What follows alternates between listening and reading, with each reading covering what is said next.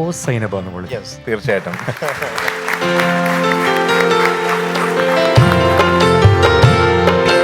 ഓ സൈനബ, അഴകുള്ള സൈനബ, ഇളമാൻ കിടാവ് പോലെ വന്നതെന്തിനാണു നീ?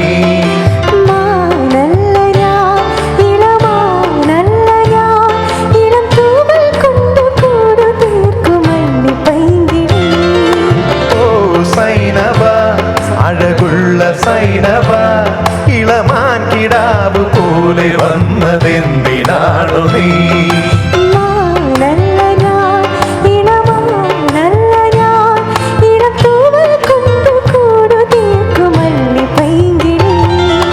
ഓ സൈനബ, സൈനബ, സൈനബ. Thank you. നമ്മൾ ഒരു വിദേശത്തൊരു ഷോയ്ക്ക് ഇങ്ങനൊരു സെഗ്മെന്റ് ചെയ്തു. ജയറാമേട്ടന്റെ പാട്ടുകൾ വെച്ച് ഓഡിയൻസിനോട് ചോദിച്ച് ഒക്കെ വീഡിയോ വാളിൽ അതിന്റെ പോസ്റ്ററുകളൊക്കെ ഇട്ടിട്ടൊക്കെ ഗംഭീരമായിരുന്നു. ഒരുപാട് പാട്ടുകളുണ്ട് ചേട്ടൻ പറഞ്ഞതുപോലെ. എങ്കിലും നമുക്ക് നിത്യമാമന് വേണ്ടിയിട്ട് പിന്നെയും പിന്നെയും ആരോഗ്യനാവിന്റെ പടികടന്നെത്തുന്ന പദസ്വന കിടക്കട്ടെ. പിന്നെയും പിന്നെയും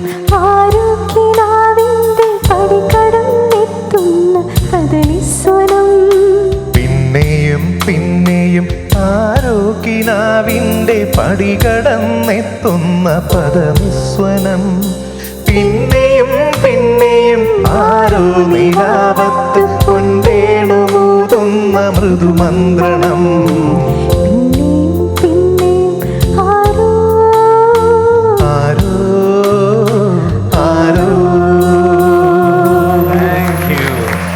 താങ്ക് യു.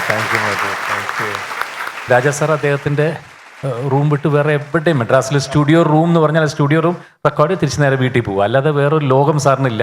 സംഗീതം സംഗീതം സംഗീതം. അങ്ങനെ ഇരിക്കുമ്പോൾ ഒരു പ്രാവശ്യം ഇങ്ങനെ സത്യേട്ടൻ്റെ ഒരു കമ്പോസിങ്ങിന് ഞാൻ ചോദിച്ചു, സത്യേട്ടൻ ഒരു പ്രാവശ്യം ചോദിച്ചു നോക്ക്, ഇവിടം വിട്ട് എവിടെയെങ്കിലും പുറത്തു വരുമെന്ന്. അപ്പോൾ പുള്ളി വരില്ല എന്ന് പറഞ്ഞു. ഞാനിങ്ങനെ ചുമ്മാ ചോദിച്ചു, സാർ ഞങ്ങളുടെ മനോഹരമായിട്ടുള്ള കേരളത്തിൽ ഒരുപാട് ലൊക്കേഷൻസ് ഉണ്ട്, ആലപ്പുഴ കണ്ടിട്ടുണ്ടോ? ഇല്ല, ഞാൻ പാത്തതില്ലേ. പുന്നമട ഒന്നും കണ്ടിട്ടില്ല. കായലിൻ്റെ കൊച്ചു കൊച്ചു ഇതിൽ കൂടെയുള്ള ചെറിയ ചെറിയ വള്ളങ്ങൾ. ഞാനിങ്ങനെ ഒരു കഥയൊക്കെ പറഞ്ഞിങ്ങനെ അപ്പടിയാ സത്യ എന്നാ വരട്ടുമാ ചോദിച്ചു.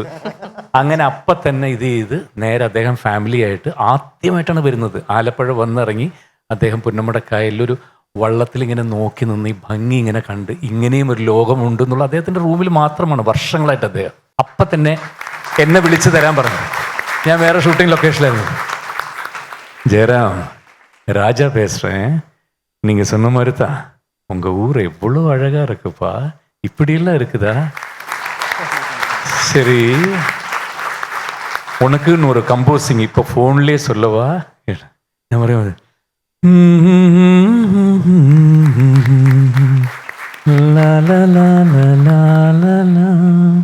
எப்படி இருக்கு, நல்லா இருக்கா? யோசிச்சு ഒന്ന് ആലോചിച്ച് നോക്കിയേ. അവിടെ വെച്ചോ ആ പാട്ടൊന്നും എനിക്ക് മൂടി തരുമോ? മെല്ലെ ഒന്ന്.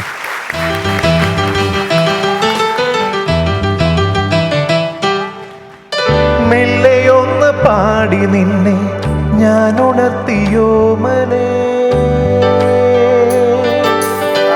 മെല്ലെ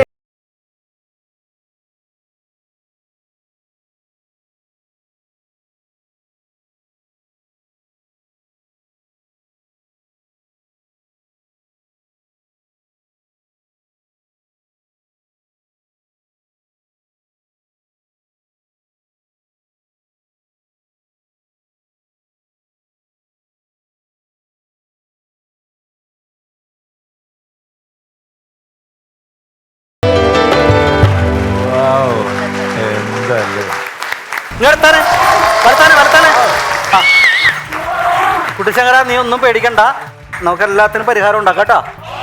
അടങ്ങി ഒന്നും പേടിക്കണ്ട, എല്ലാം ശരിയാക്കിയിട്ട് പോളൂ. ജയറാമേട്ടൻ രണ്ട് കൂടെ. ഇത് അമ്മാവന്റെ ആനയാണോ?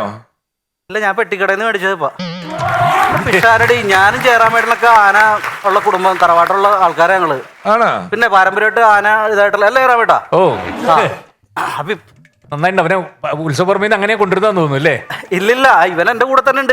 ഇപ്പൊ ഒരു പ്രശ്നമുണ്ട് ജയറാമേട്ടാ. ഇത് ഏതാന? ഇത് കുട്ടിശങ്കരൻ.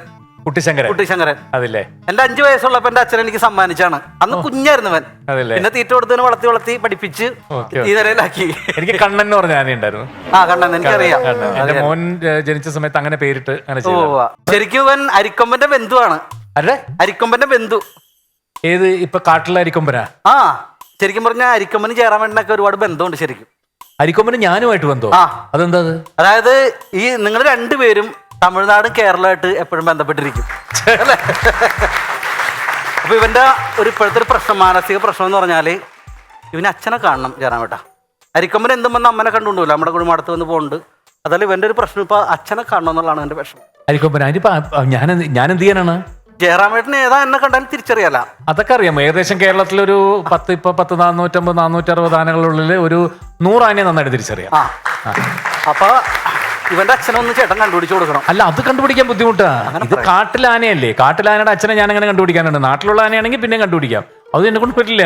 ജയറാമേട്ടൻ സംഭവം എന്ന് വെച്ചാൽ ഞാൻ ഒരുപാട് കഷ്ടപ്പെടുന്നു. കാരണം ഒരുപാട് ചെലവ് തന്നെ ഉണ്ട് നമ്മുടെ. അതെ, ആനയാണെങ്കിൽ ചെലവ് വരും. ആനയാണെങ്കിൽ ഒരു ദിവസം എങ്ങനെ പോയാലും കേരളത്തിൽ ഒരു ആനയെ പരിപാലിക്കണമെങ്കിൽ 4000 രൂപ തൊട്ട് 5000 രൂപ വരും ഒരു ദിവസത്തെ. ആനപ്പാപ്പന്മാരുടെ ചെലവ്, ആനയുടെ തീറ്റ, അത് ചെലവ് വരും. അല്ലാതെ ചെലവില്ല. ചെലവരും അറിയാതെയാണ് അമ്മാവന് ആനയും മേടിച്ചോണ്ട് വന്നത്. അല്ല വിഷു, എങ്ങനെയെങ്കിലും ഒരു സാമ്പത്തികമായ ഒരു കിട്ടുകയാണെങ്കിൽ എനിക്ക് മുന്നോട്ട് പോകാൻ പറ്റും. അല്ല, ഇപ്പൊ ഇനി അച്ഛനെ കണ്ടുപിടിച്ച് തരാൻ അതൊന്നും എന്നോട് പറയരുത്. സാമ്പത്തികമായിട്ട് എന്തെങ്കിലും സഹായം. കാരണം ഈ കോവിഡ് സമയത്തൊക്കെ കേരളത്തില് ആളുകളൊക്കെ ആനയുമായിട്ട് ബന്ധപ്പെട്ട് ആന മുതലാളിമാരും അല്ലെങ്കിൽ പാപ്പന്മാരും അല്ലെങ്കിൽ ഉത്സവത്തിന് എഴുന്നള്ളിപ്പിക്കുന്ന ബാക്കി ആനയുമായിട്ട് ബന്ധപ്പെട്ട് ആന പുറം കയറുന്നവരും എല്ലാവരും വളരെ കഷ്ടപ്പെട്ട ഒരവസ്ഥ ഉണ്ടായിരുന്നു. അപ്പോ എനിക്ക് മനസ്സിലാവുന്നുണ്ട്, ആ വിഷമം എനിക്ക് മനസ്സിലാവുന്നുണ്ട്. സാമ്പത്തികമായിട്ട് ഒരു വലിയതല്ലെങ്കിലും അല്ല, കരയണ്ട.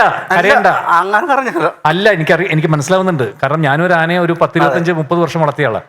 അല്ല, വിഷമിക്കേണ്ട കാര്യമില്ല. നിനക്ക് എല്ലാം ശരിയാക്കി ജയറാമേട്ടനാണ് അവിടെ ഇരിക്കുന്നത്. അല്ല, സാമ്പത്തികമായിട്ട് ചെറിയ രീതിയിൽ എന്നെ കൊണ്ട് പറ്റാവുന്ന രീതിയിൽ ഞാൻ എന്തെങ്കിലും ചെയ്യും. മതി ജയറാമേട്ടൻ. എന്തായാലും ജയറാമേട്ടനെ എങ്ങനെ വന്നാലും ഞാൻ ജയറാമേട്ടന് ഒരു 1 ലക്ഷം രൂപ കൊടുക്കേട്ടാ. പറ്റും. ശരി, തരും. പെന്നും ഇതൊന്നും കൊണ്ടുവരും. അനീഷ, ചെക്കും പെന്നും ഒക്കെ ഒന്ന് കൊടുത്തേ ജയറാമേട്ടന്റെ.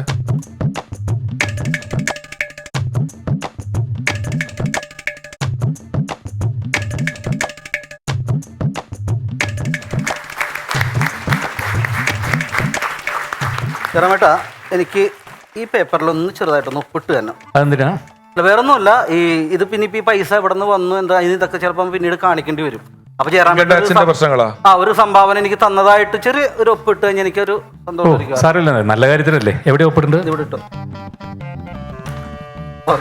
ഓക്കേ.